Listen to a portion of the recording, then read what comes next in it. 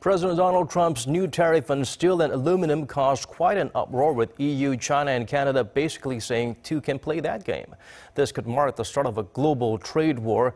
Some experts predict a long-term negative impact on Korea's economy. For details, let's turn to our Lee Jeong-yeon. The off-the-cuff announcement by U.S. President Donald Trump that he would impose heavy tariffs on all steel imports has already set off a ripple of responses from world leaders.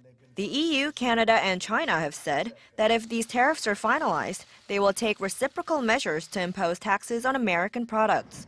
There is evident tension between the U.S. and China.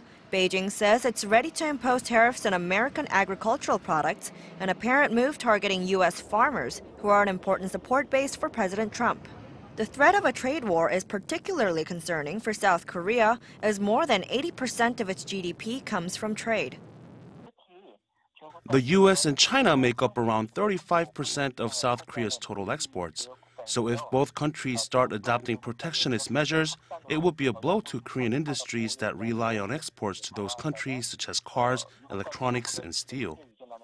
Meanwhile, the EU has said it would start looking to impose tariffs on American products like Harley-Davidson motorcycles, bourbon whiskey, and Levi's jeans.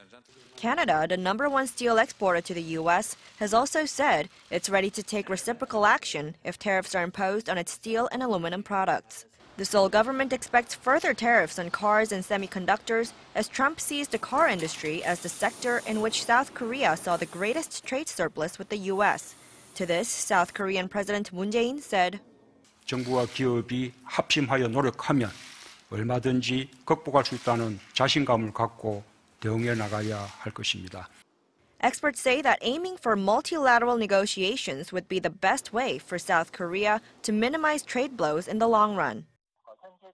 South Korea should proactively participate in trade deals such as the Trans-Pacific Partnership or mega-regional FTAs for the long-term growth of its economy. Lee Jeong-yeon, Arirang News.